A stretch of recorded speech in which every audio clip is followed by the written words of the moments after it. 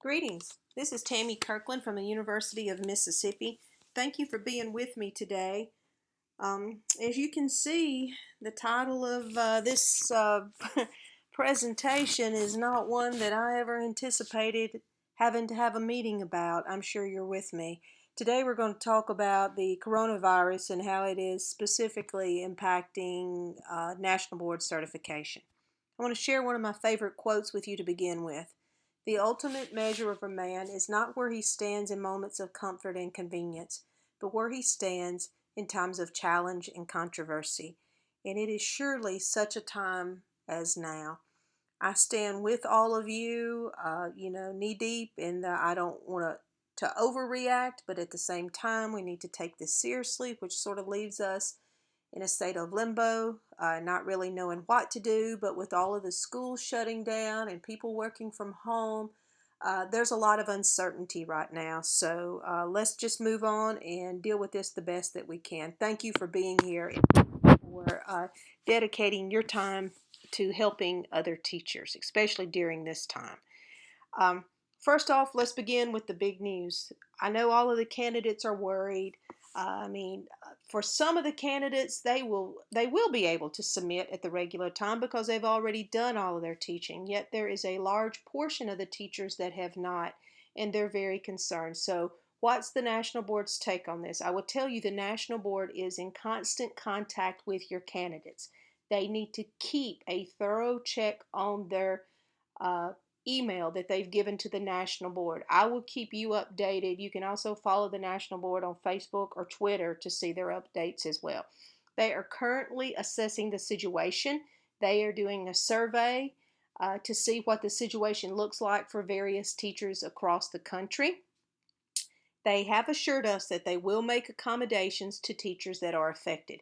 This is not the first time for the national boards to be faced with a national disaster. Think about Hurricane Katrina. They actually had teachers that were impacted by Katrina and other national disasters such as flooding, and they've always accommodated those teachers. Now, I'll be honest with you, I don't know how. Obviously, it has something to do with the deadline. All we know is that they will accommodate the teachers. So just help me reassure the teachers to do that. In the meantime, we want the teachers to still be working during this time off. If they have done their recordings, then they should be writing. Hopefully, all of them have something they can at least be writing about. If nothing else, they can be studying for the Component 1 assessment and planning. At this point, they need to plan as if the schools are going to open back up next week. No one knows if that will happen or not, but they need to be ready to go with a game plan and a lesson just in case it does. And if the school does open back up, they need to hit the ground running and get those lessons and videos shot and taught. Okay, what about us? We are modifying face-to-face mentoring. For online mentoring, the only change you're going to have is your teachers are going to still be going through that they may not have taught all their lessons type of thing, the uncertainty. So you will need to, work with them and help them work through that. The biggest change is going to come to our face-to-face candidates and mentors. So we will be modifying what face-to-face mentoring looks like. I'm also creating a Kovat 19 module in WCTP 601. Guys, I seriously could not think of anything else to call that module.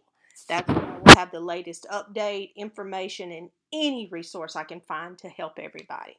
Starting next week, for as long as school is out or necessary, I will be holding daily Zoom meetings Monday through Thursday.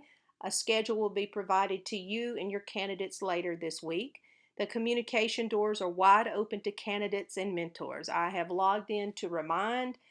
We have the candidates on Remind. I have been contacting them, and I will do a similar presentation like this with the candidates, but I'm going to give you guys a little bit of time, a day or two, to make contact with them before I do that. It will probably be tomorrow before I get my presentation ready for them, possibly even Wednesday.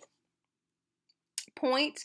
You're going to see me talk about points. These are just kind of the big points of this. The National Board, things to remember, points to take away. The National Board will accommodate affected teachers, and the National Board and the World Class Teacher Program will take additional action. What does the impacts of COVID-19 mean to the World Class Teaching Program? Well, candidate support obviously will continue because National Boards is not, nor will it be canceled. Traditional online candidate support should continue as usual. Face-to-face will need to make accommodations. Points, just wrapping it up again, all we added is that candidate support will continue. Face mentors, you have a choice for the time being to continue face-to-face or move online. Now, my boss, Dr. Susan McQuillan, told me this last week. So much has happened since then. So I'm going to flag that by saying if even one of your candidates is opposed to meeting face-to-face, your group should meet online. As a matter of fact, I suggest that you do move online. Mentors need to avoid holding both face-to-face and online mentoring. You will submit, we'll talk a little bit more about this later. You'll still submit a timesheet. It will just be when you meet, but I will not be able to pay you for meeting both face-to-face and online. So you need to be either one or the other. Candidates are scared. A lot of us are too. But candidates are scared, dually scared, because think about it, they've already invested time and money in their national board certification. So they need our support, and we'll give it to them to the best of our ability. For your information, I'm mentoring 2 this semester. While I intended to continue mentoring face-to-face, the national situation is evolving quickly. To be perfectly honest, I got scared and I changed to online. I don't know any other way to say it. Then there it is. Better safe than sorry. I do not want to put anybody in harm's way, and right now we don't even know what that looks like. Okay, so again, new talking point: face-to-face mentors can remain face-to-face or move online, with the suggestion to move online. Face-to-face mentors, don't leave me now. Hang with me. This is not going to be nearly as bad as what you look like because you still have choices. One thing that I am going to ask everyone to do is to create a Zoom account. So if you do not have a Zoom account already, all of the online mentors do. The face-to-face do not unless you have one personally. And I know several of you do, but it's free. You need to go to https://zoom.us and just sign up for a free account. What does online look like for face-to-face mentors? Well, you will still meet face-to-face with your candidates. It will be online through Zoom. If you're not familiar with Zoom, Zoom is so easy. Once you create an account, you schedule a meeting. That's very easy. I'll teach you how to do everything and make one-pagers. Your candidates will simply create an account as well. They will log in. They will click join a meeting. They'll type in the 9 digits you give them, and everybody will just pop up on your screen. But you do have some freedom. For our online mentors, their candidates are required to complete the assignments, and the mentors complete the aligned feedback sheets that go with the assignments. But now keep in mind, they have never met face-to-face before, so they don't know what the thoughts are. So that's very strict for our true online mentors because they don't have a background history with these people and their candidates, and we need to make sure that they are headed the right way. However, that's not the same for our face-to-face mentors. You do have a relationship with candidates. You have already been working with them. So you have the choice of whether you want your candidates to complete the assignments in WCTP 601 or not. Would I like you to use 601? Yes. Everybody signs on their contract that they sign for me that they will use WCTP 601, so you should be using it already. I feel like it's probably going to become even more popular now that we are all confined to our houses.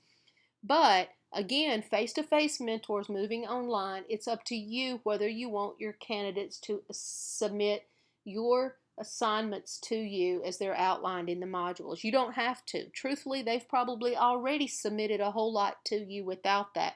That's your choice. However, the Zoom meetings are required for face-to-face mentors that go online. A little bit of facts. If you are a face-to-face mentor, you will have a free account, which means your meeting can only last 40 minutes and then it basically kicks everyone out. You still need to get your 4 hours a month in with your candidates. There's 2 ways to do that. And our online mentors, some of them do it method 1, some do it method 2. You can meet twice a month just like you normally do. And when your meeting ends, you just simply, everyone log back in with the same meeting number and you'll be there again. No problem. It's just a little bit inconvenience, but I honestly do not have the funds, or we don't even have an IT guy now that could purchase professional accounts. So we will be using the free. The more common method is just meet once a week.